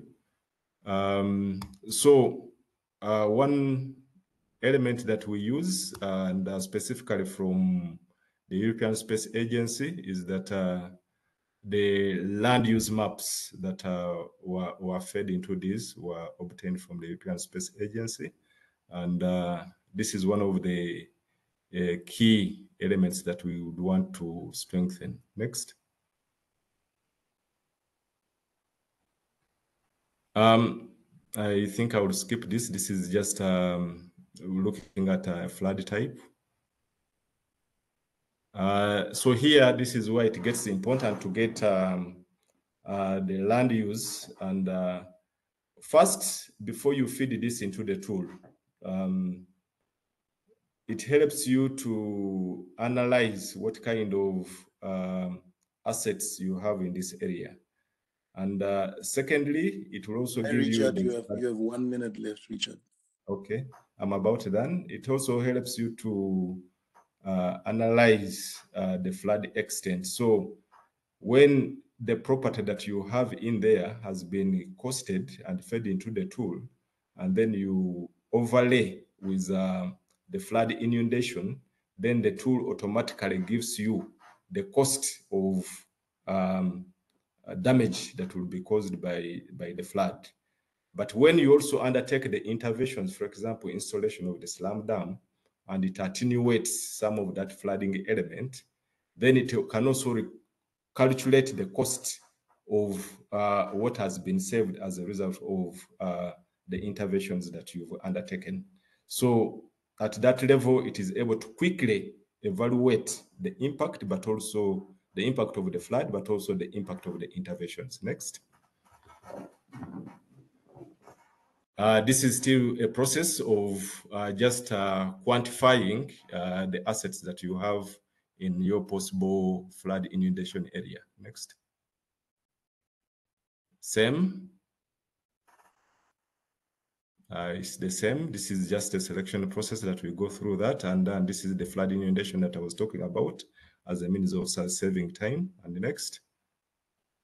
Now this is where you go into the costs after you've quantified the area and also the properties that are destroyed by floods or that are saved as a result of the interventions. I think that is it. I will stop it at here. Thank you very much. Thank you, Richard, and for this very interesting, actually, case study and project showing what you did. So thank you very much for that. I'm realize we have just about 20 minutes before we finish, so if we can quickly move on to Prof. Nampe. If you're ready, please, you have the floor, and you can share with us your experience as well. So if you can please unmute yourself and just quickly introduce yourself, and you have the floor. Thanks, Juana. Oh, hello, everybody. My name is Juana Kuramoto. I'm the Chief of Research and Development Office at Profonampe, and I will actually share my presentation. I will go directly, I think, to the outcomes of these of the deployment of these Earth observation technologies. I will not go into the technical stuff because I can't, but I would like to actually tell you what were the main outcomes of using these technologies for Profonampe. Just to give a brief overview, this project, which is called Coastal Marine Adaptation Project, started in 2018 and ended in 2023, and the goal was to support Peruvian government in reducing vulnerability of coastal communities to climate change impacts. We work closely with the Ministry of Production, that is the one that regulates fishing in Peru, and also the Peruvian Institute of the Sea, which is the main scientific institution that studies seas in Peru. And we work in two areas of the marine coast in Peru, in the northern part and in the central part of Peru. The project had 4 components, and the first one was to implement interventions to enhance resilience. So we actually promote the use of sustainable fishing technology. Then deployment of a modern and efficient environmental monitoring and prediction system, this was actually where we actually work with this Earth observation technology, and it was worked together with the Institute of the Sea, which we call IMARPE. And then we have also working develop capacities for the fishermen and to actually work in knowledge management for implementing these ecosystem-based adaptation and ecosystem adaptation fisheries. The fourth is to work on the regulatory part. What are our main results? We have implemented this sustainable fishing gear. We have helped in formalizing 22 artisanal fishing vessels and also establishment of commercial model with traceability technology that we were able to install in 33 vessels. And then we developed some other fishing activities as oyster cultivation. And we also help diversify the economy of these communities, creating these biofertilizer plants, and especially working with women. We also acquire and use some new technologies for participatory climatic oceaning and oceanographic monitoring. And we also develop this initiative for improve the development plans within the two areas. Going straightforward into these new technologies, I just want to mention that I'm not going to enter into the technical stuff because I really can't, but I would tell you how it was worked. This was obviously a requirement or a demand for the Peruvian system in order to actually assess these dangers of climate change in the conditions of these fishing activities that actually harm the livelihoods of artisanal fishermen and aquaculturists. There are some early signs that are known to predict some threatening sea conditions, such as hormone algae blooms, sulfur plumes, and marine heat waves. So these were actually the main variables that were included in this early warning system. The project devised a participatory early warning system that would be complemented with data provided by the scientific equipment that was acquired with the funding of the project. This early warning system is a component of a larger strategy of the Peruvian IMARPE, or the Sea Institute, to research the impacts of climate change. And they have already worked in a model that analyzes the trends of climate change and the carbon effects, the formulation of scenarios, and adaptation measures. That was the work they were already doing, and the project helped to enhance these efforts. The project managed to acquire these equipment that these are gliders that provide information about different oceanographic parameters such as temperature, salinity, oxygen, chlorophyll, and other parameters of the sea. And the information is collected up to 1,000 meters deep and up in the ocean zone of the Peruvian Sea.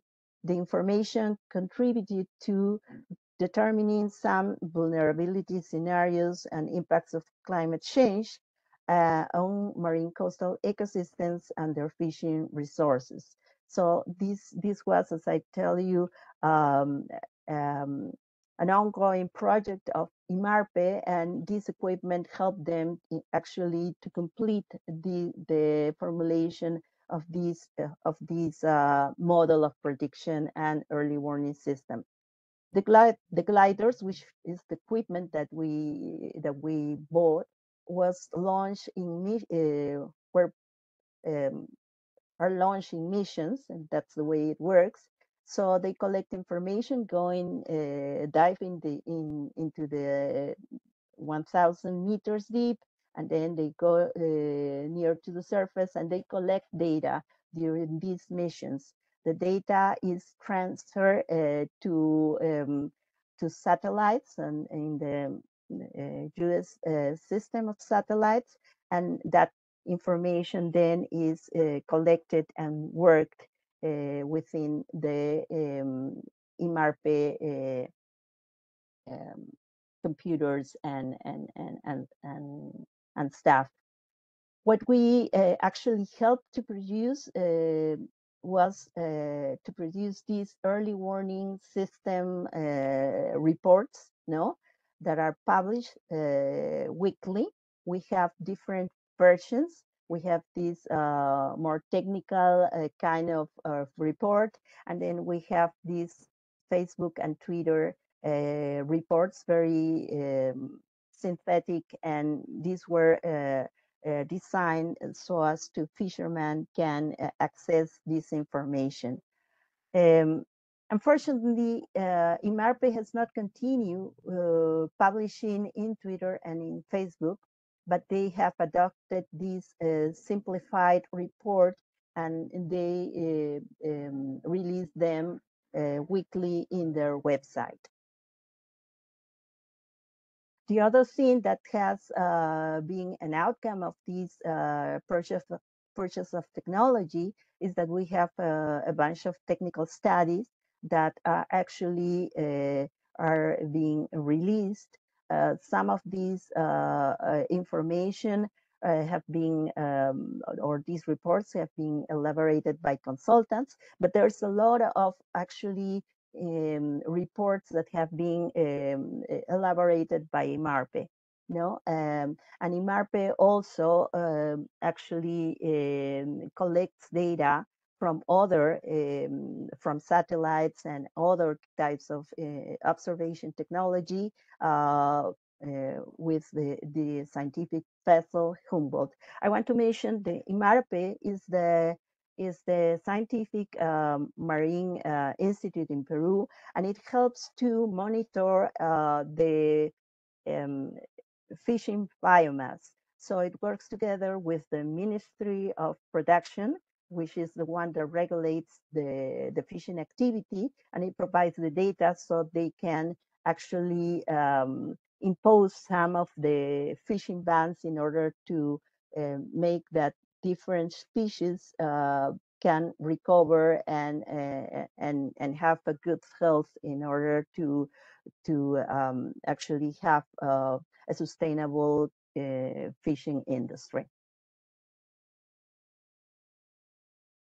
Another observation technology that we helped, that actually we introduced with the project was these actually traceability solutions with work with the mobile devices, and the project installed these cloud-based vessel monitoring in 33 boats that were actually working with the project.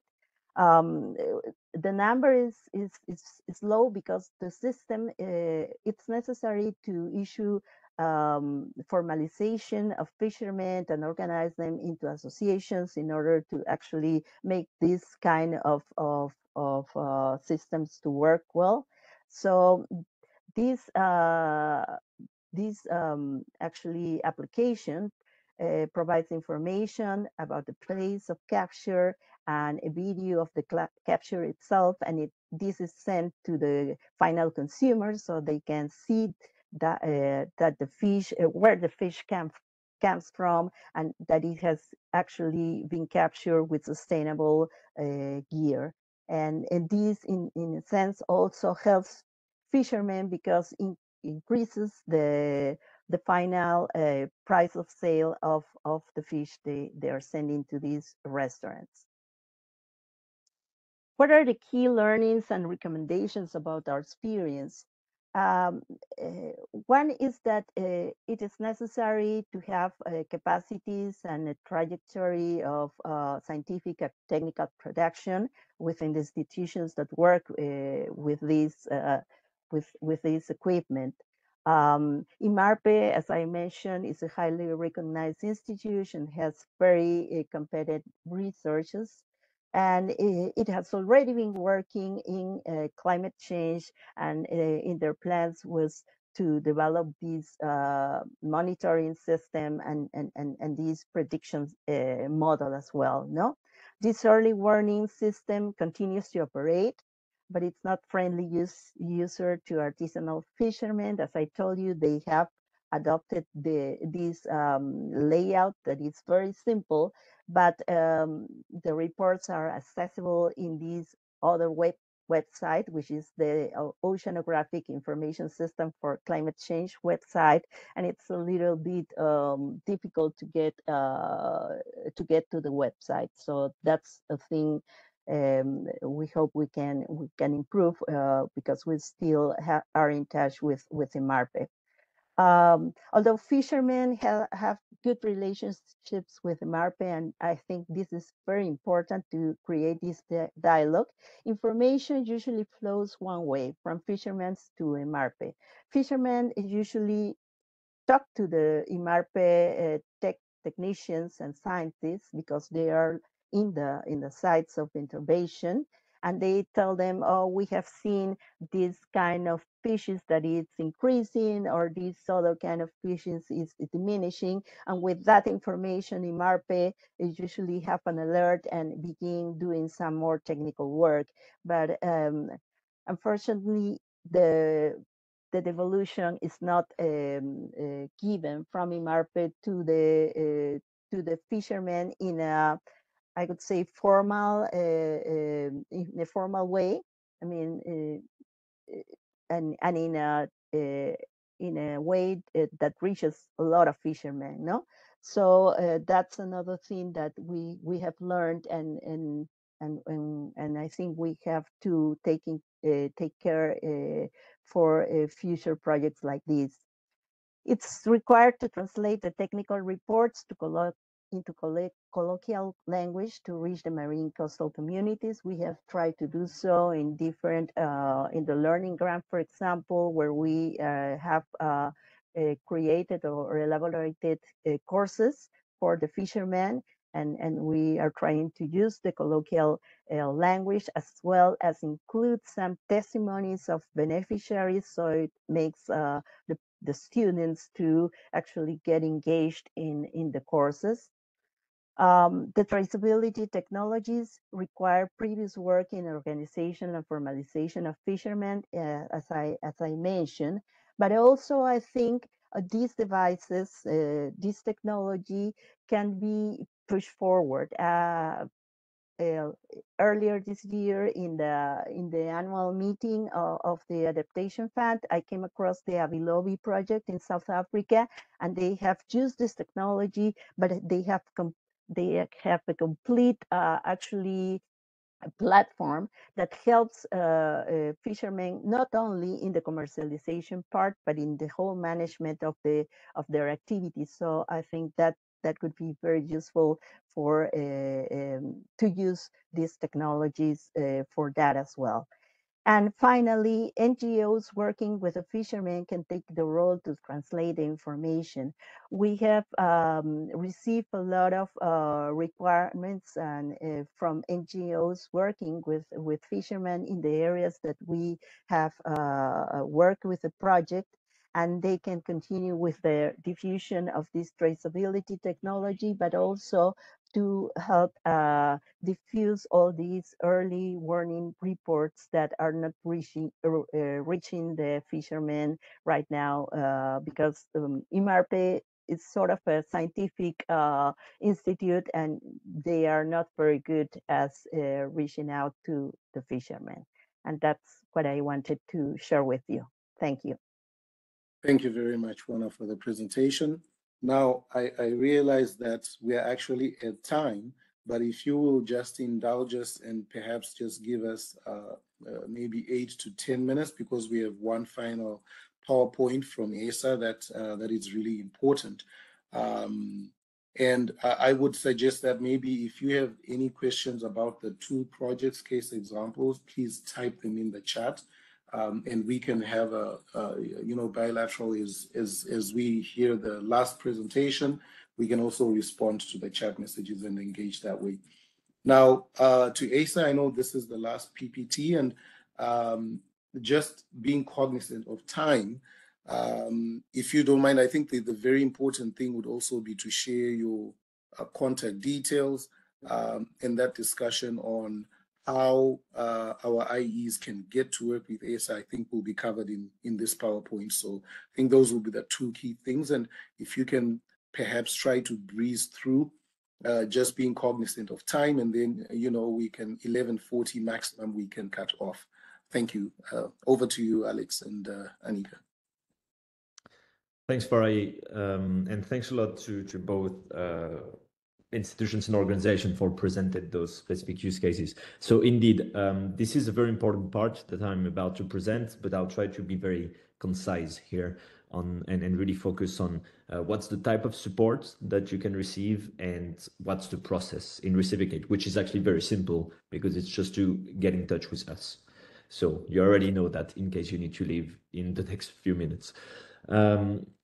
Essentially, ESA can provide support to you on the use and integration of Earth observation technologies, as we've seen, to inform processes related to accessing adaptation fund financing, as well as ensuring the efficient and impactful use of those funds, and therefore the project finance.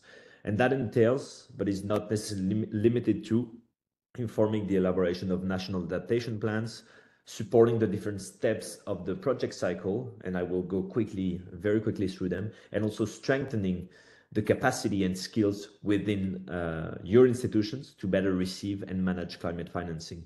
So just coming back to the project cycle or really the different steps here, starting with the national adaptation plans, ESA could essentially support by allowing implementing entities to build on Earth observation technologies in order to produce independent information to identify and quantify the current state and trends in climate risks, as well as their impacts on different systems or sectors, right? The second thing that we could potentially support on is to provide and to help you in gathering information and provide scientific justification for proposed climate action investments. So essentially, designing proposals to receive potentially financing, to have better justifications to receive those proposals. Third thing is the project implementation, how we can assist you in using Earth observation to gear the implementation of projects. And finally, the monitoring and evaluation part, how Earth observation can be used to better monitor your projects and evaluate their impact. So monitor what's happening on the ground with frequent visualization and analysis of essentially the situation, and evaluate the impact on the ecosystem, on the environment, on the populations, and so on. So in a nutshell, Earth observation data can be fully integrated in your project and support through each step of your project cycle. Something that is also important is that we do not only support through on the project at the different steps and essentially are in support to the elaboration, the preparation, or the implementation. But Earth observation can also be embedded, right? It can be a project component. There can be part of the financing that integrates itself, that does not only build on and receive support from, but that integrates Earth observation. And that can be, for example, for light capacity building activities to raise awareness in your institutions around the use of those technologies. But that can also be for much larger capacity building efforts to really transfer the skills and build capabilities within your institutions to use the technologies, or even set up systems, right? We could think about multi-hazard early warning systems, and how if you receive support to implement these kind of systems that partially build on Earth observation, we as ESA can come in and provide technical assistance and support on how to set up those systems and their implementation. And the same for large-scale capacity building activities, right? We're happy to support on this, assist on this, together with the Adaptation Fund. The main programmatic vehicle we use for this is the Global Development Assistance Program. I'm just mentioning it quickly because, as I was mentioning, from January, we'll have a consortium of entities that will be able to mobilize to support you. And we do this through the GDA program. What's very important about this program is that it's really built on the co-construction and coordination approach. What that means is that whatever we do, and essentially that could be support on the development of services that are tailored to your needs, flood mapping, nature-based solutions, identification, and so on, we will build with you, and we aim to co-construct with you. That's the first thing. The second thing is that we aim and we really seek to coordinate this support with Adaptation Fund financed activities, so that we really produce something that has impact and that is sustainable on the longer term. Something I will go on very quickly is that this GDA program I just mentioned, as in addition to this team that will be mobilized from January and that we will use to support implementing entities, as also cross-cutting activities, a knowledge hub that gathers a lot of information and documentation on the potential uses and use cases of Earth observation technologies, what it can inform in the context of development operations and climate finance. And second is an analytics processing platform, which is an environment that allows any stakeholder out there, including you, to implement certain Earth observation-based services, such as flood mapping, building detection, vegetation monitoring, and all this freely accessible on the cloud and without the need of potentially in situ data, right? So it's a first layer that can be used by anyone for free, and we're happy to discuss with you in how we can make this available to you. Those two, Knowledge Hub and Analytics Processing Platform, will be published and freely accessible from Q1, so Q1 25, so within the next couple of months.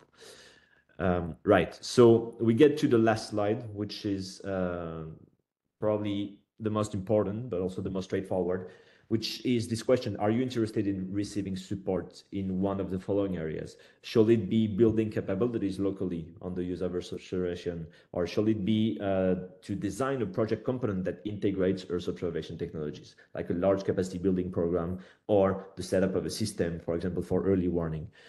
Are you interested potentially in integrating Earth observation in your M&E systems, or in using EO, so Earth observation, to strengthen the proposal you're drafting and about to send to the Adaptation Fund?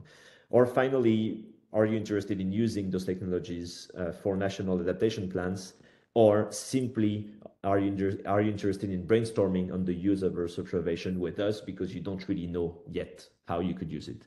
In any of those cases, there's a simple answer. It's just to contact us. You can contact myself or my colleague Annika. Our email addresses are here. If you do not manage to write them down now, I'm sure that the Adaptation Fund focal point or contacts will be able to provide them to you, or just go through the person you're in touch with at the Adaptation Fund, and we'll be happy to then follow up with you and have a discussion on how we can support you. So that's about it. I think that's the main message I wanted to convey for the end. Just reach out, even if it's just to brainstorm, and we'll be happy to see how we can support you and how we could package a coordinated approach to make sure that you can take full advantage of Earth observation technologies. Thanks a lot. So I also put our email addresses just now in the chat, so feel free to reach out to us at any time. And thanks also from my side to all the interesting presentations that we could have listened today. It was very, very nice to engage with you.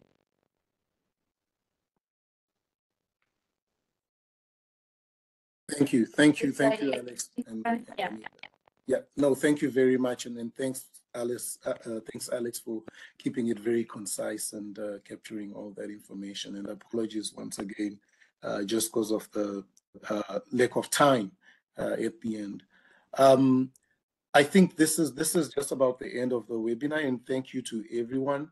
I encourage you to reach out to Anika and Alex, or if you also want us to connect you in case for some reason you don't find their contacts, please do reach out to the Secretariat, any of the Secretariat staff, and we will still put you in touch with ASA. We'll be very happy to do that. We hope that, of course, this is not the first and last of these type of webinars with ASA, but hopefully that there will be a continuation of the discussion even outside of this webinar, and we can continue engaging via email, via our usual communication channels. So let's continue to do that, and if need, we'll be very happy to facilitate another such webinar with ASA as well, moving further and continuing the discussion further. If there is demand for that, just let us know. But thank you very much, everyone. Thank you, Alex and Anika. Thanks to all the Adaptation Fund Secretariat staff behind the scenes, Sophie, Ishani, Marcus. I know you worked very hard, all of us, to get this webinar rolling and on the way. So thank you very much. And just going beyond time, I know there's a lot of content that we would have liked to continue discussing. So as I was saying, let this not be the end of the conversation, and we can continue it via other platforms and channels. Well, thank you very much, and do have a good day wherever you are. Thank you and goodbye. Yeah. Thank you, everyone. Have a good day. Thank you, everyone. Bye. Thank you.